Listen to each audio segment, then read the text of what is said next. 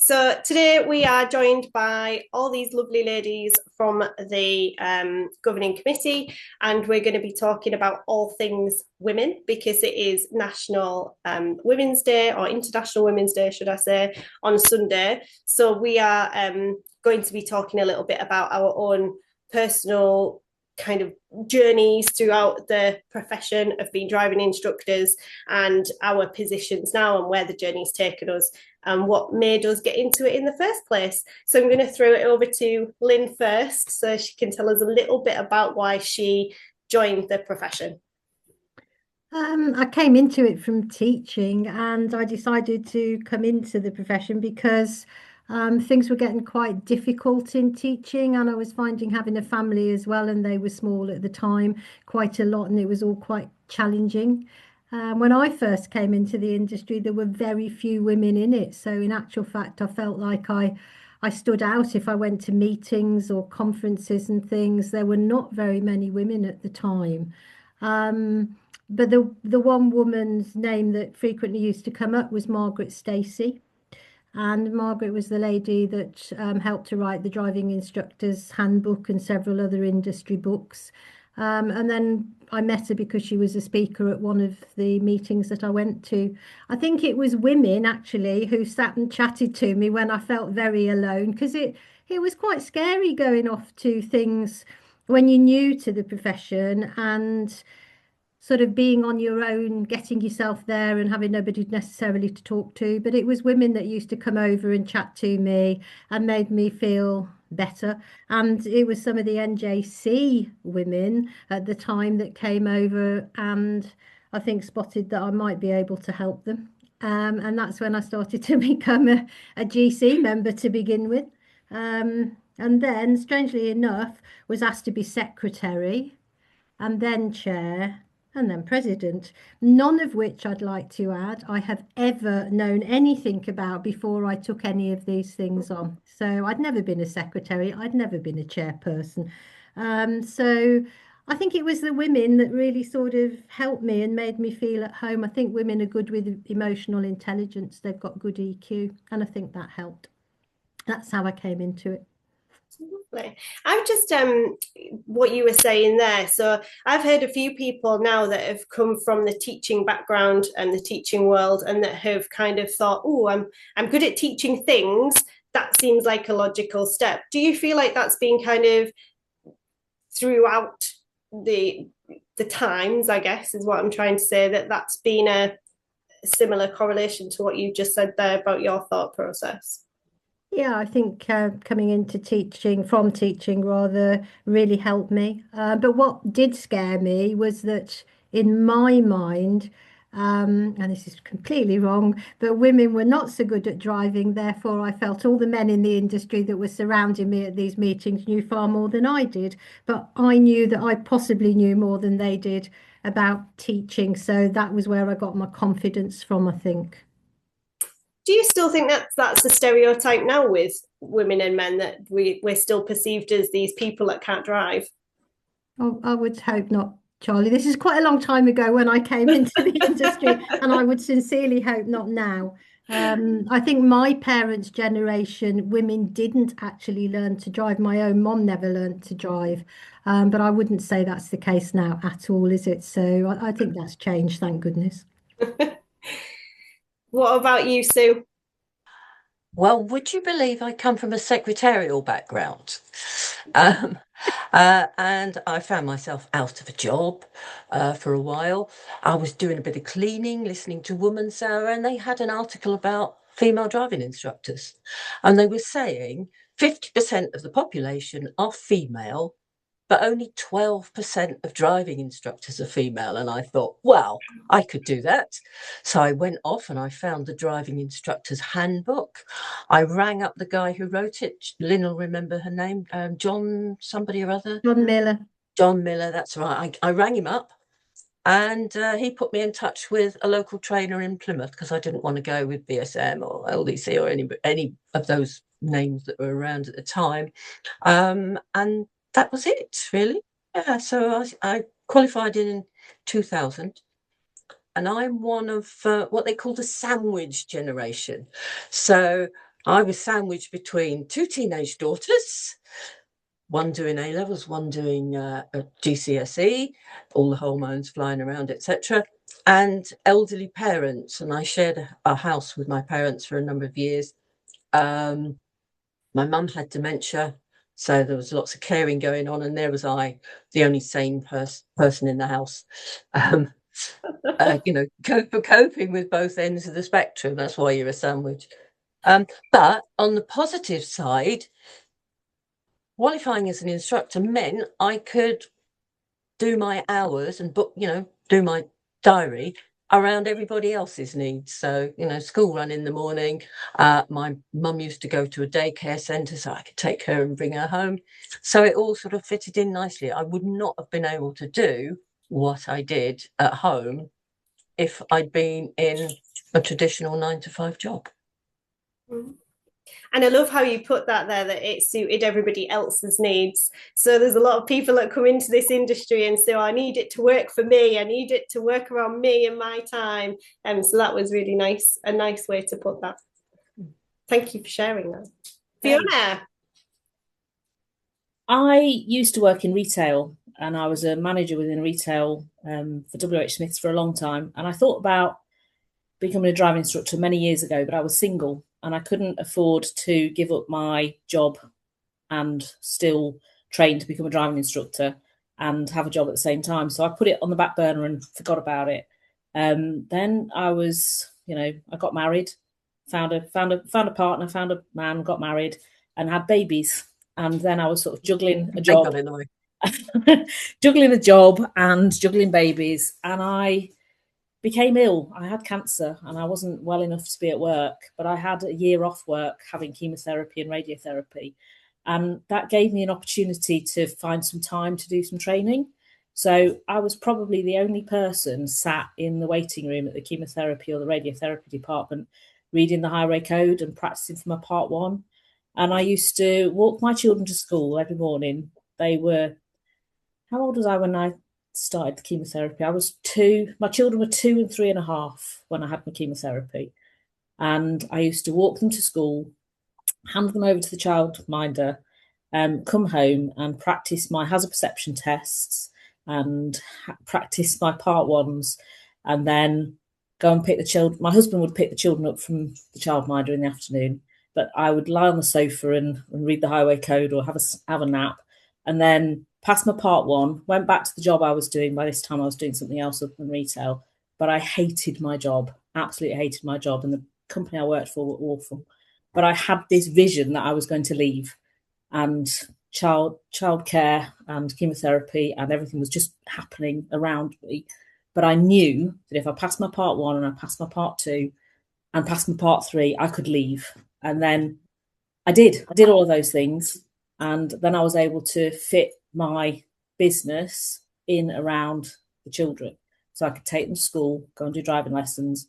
And the background I had within retail, managing a business with a turnover of £2 million, £3 million, and managing all those staff, meant that I could manage my business. All those core skills I had from something else was able to come into my, setting up my own business.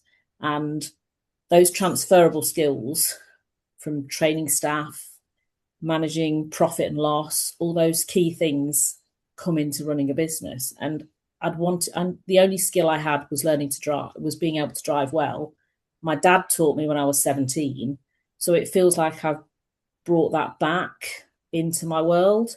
I taught my nephew 10 years ago, and last year I actually taught my own daughter to drive. So it's come full circle, and I love it. It's the best job in the world, best job I've ever done. I love that. That's such a nice story. What was the atmosphere like when you were sat there getting your treatment and you were reading these highway codes? What were the health practitioners and things saying to you? Did they notice? I don't think the health practitioners noticed because they're all tucked away in their little rooms, but there were other people fighting over things like Woman's Weekly and My Weekly and the jigsaws, and I didn't care about those.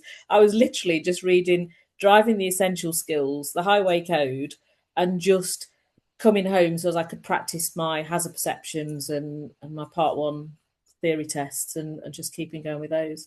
And I remember meeting my trainer, and I'd got no hair at the time, so I'd got my little scarf on, and it was like, oh, hello, who are you? But I was just so determined to have something good come out of that year off work. And there are so many people who can feel sorry for themselves and, you know, worry about what's happening to them there. But I can say that, yeah, I got better, and it's 15 years now since I had cancer, but I got my part 1 qualification. I got my part 2 while I was still, you know, ill. And then my part 3 was a little bit later. But it was having the time that was the most important. And it also meant, because then I could fit my career around my children. I could go to every school play. I didn't miss sports day. I didn't miss my children growing up, which, you know, is massively important if you're a mother. Yeah. Hugely important. So what would be kind of if you could only give one piece of advice to somebody, so specifically women that are looking to join the industry, join the profession, what would your one kind of guidance line be to them, do you think, given your experience through the years? And anyone could jump into this one. Go for it, Sue. I'd say manage your diary. Don't let your diary manage you. Decide what hours you're going to work and stick to it. Because if you let them, they will want you to work all the hours of the week. So, yeah, that'd be my thoughts. I think we've all fallen into that trap at some point or another. I think from that, you only ever need one new pupil, don't you? When somebody passes their test, you only ever need one new pupil. You don't need to replace 20 new pupils at a time. Mm-hmm. So it's only, you know, Fred's passed their test, you just need a new Fred. You don't need a million new pupils at a time, so don't panic. I would say it's a great profession to come into, and I still believe that now. But I think you've got to be forward thinking, because when you come into it is not necessarily how it's going to be in a few years' time. So, for example, at the moment, I'm quite conscious that although everybody's had long, waiting lists and lots of people waiting, things will change. It's not going to be like this forever. So, be a bit forward thinking and think once you've come into it, what else you might want to do as well.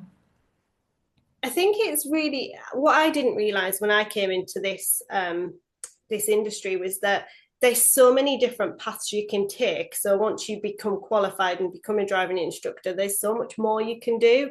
I get bored very quickly. I'm quite flighty. So a lot of my professions in the past I haven't really stuck with. This is probably the longest that I've stuck with a particular industry or profession type. Because it's so diverse, every day for me is completely different. I don't just go out and teach learners, teach people how to be driving instructors and go and do minibus assessments and go and do HGV theory stuff now. It's all very, very different all the time. I still feel like it's changing. So when I very first came into this this profession, it was just before COVID. So I feel like I've always had the challenge of a backlog and a waiting list, and I don't really feel that that's changed, especially in my area. The waiting times are still just as long as they were then, but I feel like the people that are coming into it are different. So when I talk to people now, they're talking about road safety, they're talking about things that the DVSA are trying to look forward in doing, whereas I feel like the people who were already in the profession when I joined are still a little bit behind that, and they're not really on board with that way of thinking sometimes, not everybody. But I think for me, there wasn't very many females around. There's a lot more now, I think, noticeably more on the road. Specifically, I'm just talking about my area now because I don't go anywhere else to teach, but specifically in my area, there's a lot more females. When you go to test centres, when I first started as a PDI, I hated going for tests, and I dreaded when my student wouldn't let me take me out on their test because I didn't want to wait in that waiting room with all these men with quite often their own opinions of things and moaning about stuff. Rightly or wrongly, it's just not what I wanted to hear. So I did feel a bit lonely at that time. Whereas now I go to the test centre, and obviously I've grown a bit, and I'll say my piece now in front of people, which I wouldn't have done before. But there's a lot more women there, and it's a lot more balanced. So I think the conversations are very different in a test centre waiting room now, which I was very pleasantly surprised about, having a little bit of time off from teaching and then coming back into it. So that's kind of the shift that I've seen, but it's all very positive. I don't feel like I've come back and I'm thinking, oh my goodness, what am I doing? Yeah, I agree. I think the special skills that women probably bring, because we've talked about some of them probably without realizing it, is that we can be flexible, we're adaptable, we solve problems along the way, and we're good, we're good at listening. I'm not saying there are men out there that can't do any of those things. Of course there are. But I think naturally those are the things that we have to learn to do, and to bring it into this sort of work, it really does work out. Yeah, I must admit that, I mean, I was looking this morning and actually all my learners now are female. I don't have one male student. I used to have quite a nice balance, and it's just tipped the other way. Do you guys find that you have a balance of people, so whether that be PDIs and ADIs or learners, or do you seem to get more women and girls? When I started, because I only teach automatic, most of my pupils were female, and most of my pupils were older females. So I've had a range of pupils from the age of 17. My oldest pupil when she passed was 71. So that's literally all the age ranges.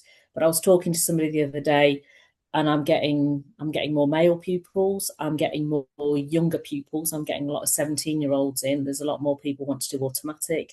I teach in an EV, so I get more people who are interested in that. But I think people are, the customers, the pupils are changing their choices. They're not all necessarily going for manual. They're looking at automatic and thinking, well, actually, there's no point learning manual because the future is different. So I'm certainly getting, I'd say my business model is more even now. It used to be definitely all women, but it's now more 50-50. It's interesting, isn't it? I would say mine is about 50-50 as well, and that's instructor training. And actually, when I did used to teach learners, which wasn't that long ago, I used to, if I found my diary was full of all girls or boys, then I would actually choose who I took on so that it leveled out again, because I didn't like just doing one or the other. Coming from teaching where I'd automatically taught both, and every class you had equal numbers of girls, boys, I quite like teaching both. It just makes it feel a bit different. I like a bit of variety. Like you, I don't like to get bored, Charlie. Being bored isn't great. No.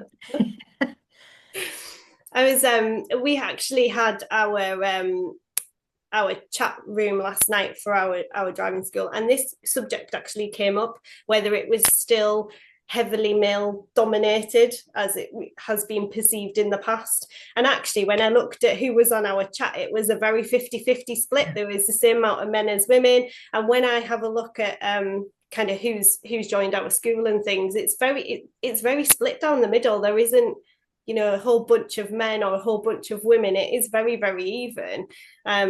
And I just think where I first learnt to drive, the school that I was with, I do think that was very heavily male.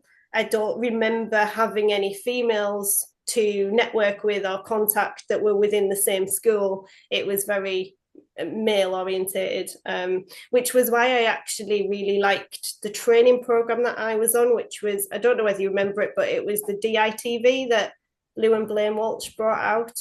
Yeah. So that's what I kind of went through, and I literally hung off her every word. I was more engaged with her than I was with Blaine. I don't know whether that was because I was already surrounded by men, and this woman had come onto this screen, and she was so charismatic and very energetic, just my type of person. and I just connected with her, but I did the wrong thing and I tried to mimic what she did. So every lesson I did, I just sounded like Lou Walsh, and it's not me.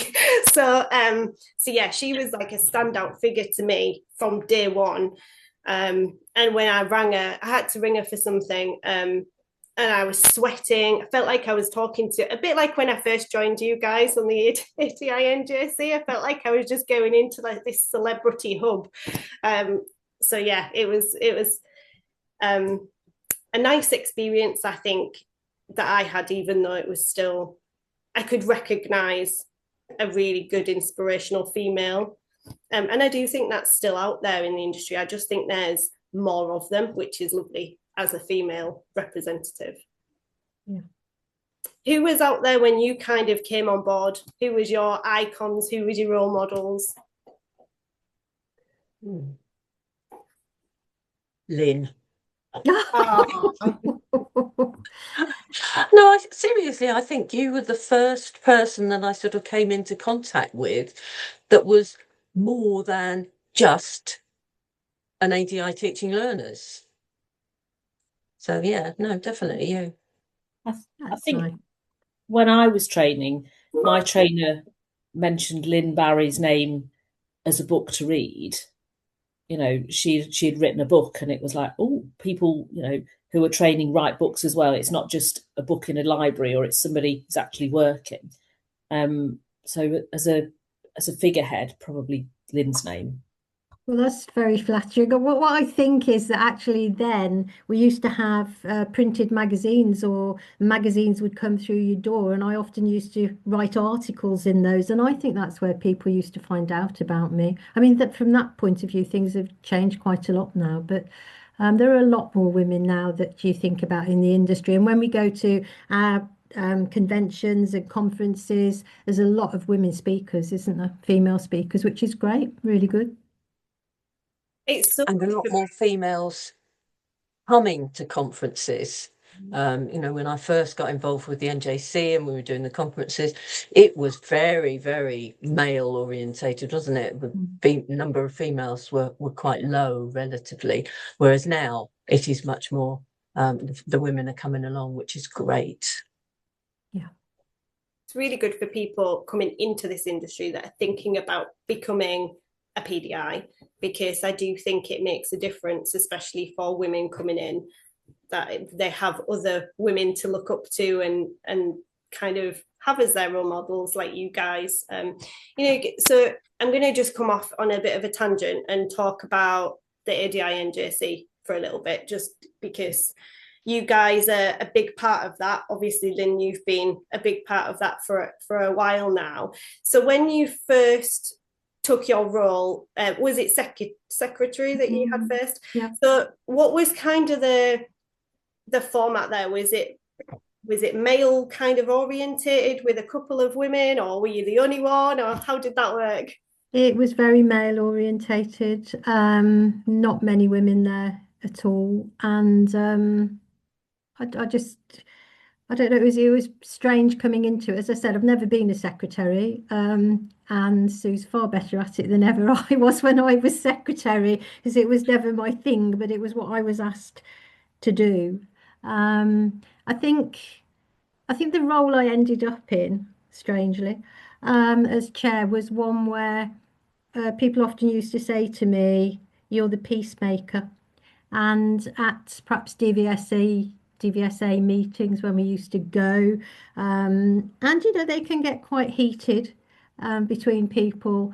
I used to find myself being the one to say, you know, should we have a break? Should we have a coffee? Or can we have a think about this in a different way? What about? And you know, people have often said you're a peacekeeper, but you know, that's something that women can do as well. I mean, men can do it too, but women are very good at doing it at times. And I found that has been part of my role at the NJC.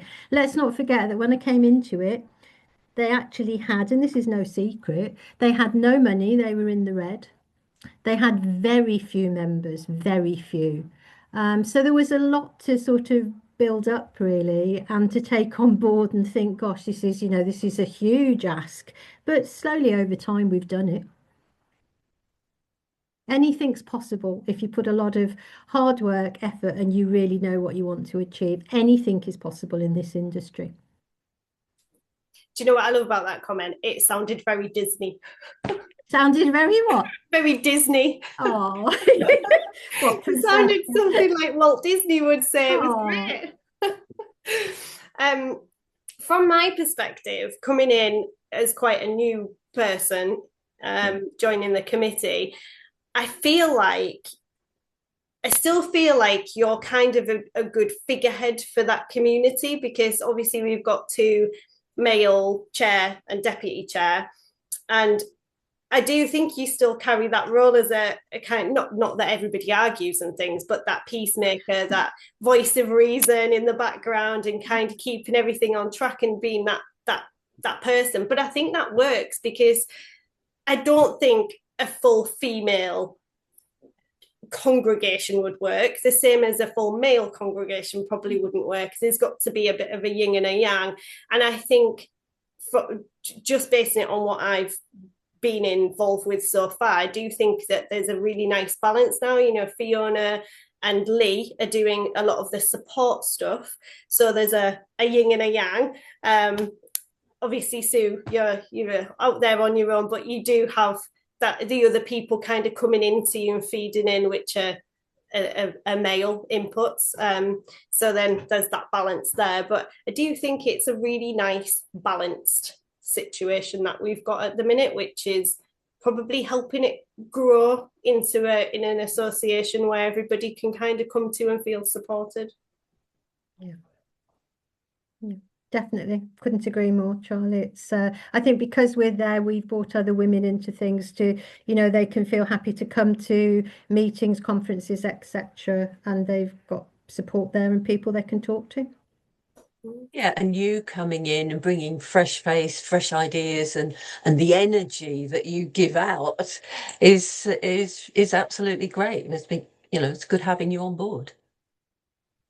Definitely. Feel a bit out of my depth sometimes. You're still very like I said to you, I didn't know anything about being a secretary, a chair, and definitely not about being a president before I started. So whether you feel out of your depth or not, I'm sure you'll cope. I think when I joined, people said to me, you'll find your own place. And it sort of evolves, and you do. Eventually it sort of feels like you've just found where you need to sit, and it works, doesn't it? Yeah. Yeah. Do you feel like there's any kind of barriers or challenges now, either with experiences with people that come to us through the NJC, specifically women, or that you have with your own PDIs, ADIs, people that you speak to, that maybe we're still being stereocast as, or that still reoccur from kind of back in the day? Or do you think that that's kind of eradicating now and it's all very becoming equal? Something's just occurred to me. It's just popped into my head.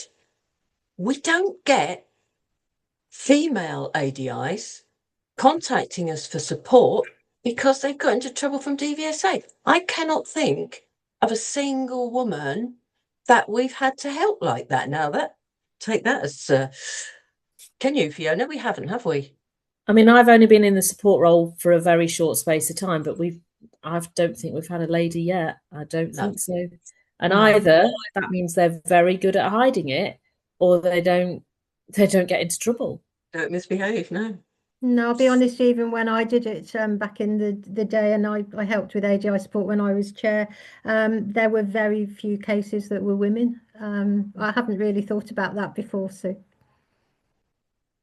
I hadn't until literally just a minute ago. Very interesting point though, isn't it? I think we've had people asking for advice. We've had females asking for advice, but it might be interesting to know how many get into serious trouble with the DVSA in the same degree. Yeah. And that's not casting aspersions on the gentleman population of the ADI population, but it is an interesting comment, Sue, really is. Do you think sometimes it's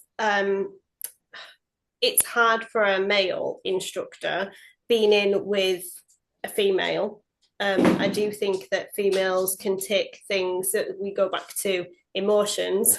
Lynne is very rational with her emotions, whereas me and 17-year-olds are a bit more, can't deal with them very well sometimes. And maybe they misconstrue things. Whereas I think if you flip that round, if I had a 17-year-old male, they're probably not going to take anything in a different way to what I mean it, or if they do, they might already challenge me. They might be at that kind of stage where they're okay with talking about things. Don't know about you guys, just going off on a quick tangent, but I have noticed that since coming back, I think I had about 4 or 5 years off the road, and coming back now, the 17, 18-year-olds seem so much more grown up, and they're so much more willing to have like a conversation with you, rather than it just being you trying to kind of get blood out of a stone and they don't want to talk. And it was talking a bit like, do you remember Kevin and Perry? If it was on the TV, they were a bit like that. Whereas they're not now, and they don't go out drinking, and like it's just blew my mind when I came back, and it was so different.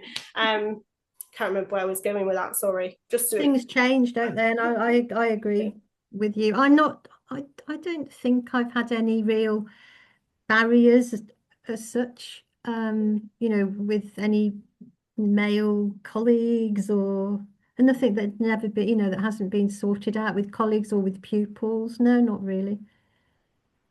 I think women just find a way to make it work, don't they? Mm-hmm. I think that's in everything, not just in in the car or at home or when you've worked in different industries or different professions. It's like you've called Lynne as a peacemaker. It's just we sort it out, because you just don't go to bed on an argument, do you? So you sort it out. So we're just naturally more empathetic, and that emotional intelligence that Lynne was talking about, women just, I think, have better antennae for that. They just do. Whereas, I don't want to generalize again, but men don't necessarily pick up on the same little comments or the same thing. They wouldn't necessarily pick it up. Mm. Have your emotions ever got you in trouble on lessons or within the ADINJC? So have they kind of overtaken? I found during COVID, and I know Lynne did as well, really, really difficult to deal with. You'd get phone calls from people who were in tears because they got no income. It was really, really hard. I think that's the worst. It was hard not to get involved with people. Yes. All you could do was listen. But as for actually, giving them some money or supplying the food or whatever, there was nothing that you could do. And that was hard. It was very, very tough, actually. Mm. And that would have been hard to put aside as well in COVID, because there was nothing for you guys to go out and distract yourselves or go and kind of leave that at the door. You were just inside, and everybody had to stay away from one another. So getting those phone calls must have been quite hard for you guys. Yeah, and the only thing that we could do was keep pumping out information. So every single day we were sending out news flashes on this, that and the other, and looking for things that we could, inform our members about, to try and help. That was really the only thing we could do. Be a listening ear if they rang up or whatever. But practically, that was it, really. That was really important, because actually different local authorities gave out different grants. And I mean, we were quite lucky in the areas where we were. Kettering Council gave out some grants, but Corby didn't, which was really hard for some of our local councils. But then you'd have people around the country asking, so we could, even on Facebook groups, you'd say, well, Hertfordshire were giving something out, but Cornwall weren't. But the information that came from the ADIJC at least made people go and ask and go and look and go and find. And I know locally, we as a sort of local WhatsApp community within Kettering, there was an awful lot of ADIs went and worked in COVID tents, because we talked to one another and, passed on information to others, because we were all in the same boat where we weren't earning anything. We suddenly stopped. Our diaries suddenly finished, and we were all the same. And, I went and worked in a COVID tent. I know 3 or 4 other driving instructors were all working in a different COVID tent, because money had to come in from somewhere, didn't it? Mm. Yeah. Difficult times, weren't they? Very. So turn it back onto positive then. So it would end on a negative. Give me some of the really great experiences that you guys have had as females in the profession, and what's really going to be the takeaway for you if you were to leave the industry tomorrow.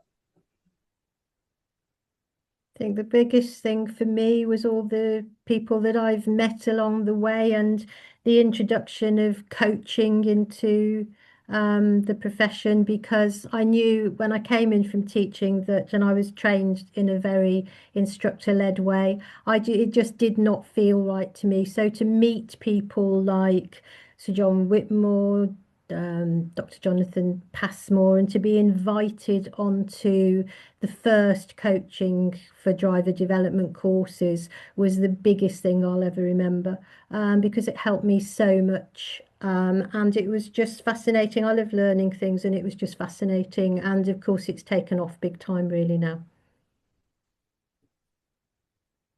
Sue? I think for me, it's the little things. It's when you've helped somebody, when you've given them some advice, when you've sorted out how they can make this payment or whatever it is, and it's quite small, and then you get a lovely message back saying, thank you so much, and thank you for all that the NJC do for us.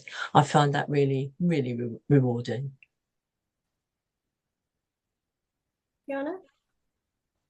I think for me, it's the pupils that you give that independence to. So people who maybe are having a struggling time, they're in tough relationships, and they get that courage to do the things that they've been told all along they're rubbish at, they can't do. They get that confidence in the car, and they just blossom. And you get one or two of those a year, and you just feel that you've changed somebody's life, and that's what driving instruction's about. I love that. All those comments are great. I think it's really difficult to pick just one thing, isn't it? Or to put something in a nutshell. But my last year has been a little bit of a whirlwind. I think so much has happened, and a year's flown past and I've blinked and it's gone.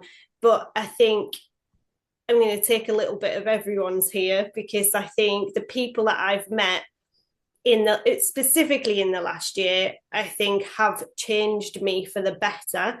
They've changed my mindset, and they've created this lovely little warm bubble where I feel safe being in this profession.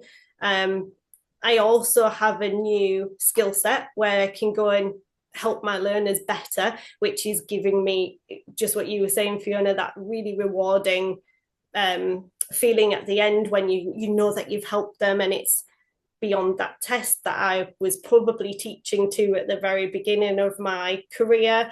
And yeah, I think learning more about yourself is a big thing in this profession. I think the more that you understand about your own capabilities, thought processes, values, you can tell that I've been talking to Tom and Stuart recently about all these different biases and things, but it really does help in that car. And I've noticed a huge difference just in the last 6 to 12 months of how, even when I talk to people, how I'm talking to people, and then the engagement from that. And I just think it's such a nice atmosphere that I am in at the moment, that I would never want to let that go. So if I was going to leave the industry, I'd leave it now, because I'd be leaving on a high. But obviously I'm not leaving. But yeah, that would be my kind of highlight, I guess. So I'm going to end everything here, because that was a super nice little go around. So thank you so much for taking the time in your busy schedules to come and chat with me, and hopefully we can do it again next year. And I'm sure you'll all be on Terry's podcast at some point, telling him all about what you guys do behind the scenes at the NJC. So thank you so much. Thank you, Thanks, Charli. Charli.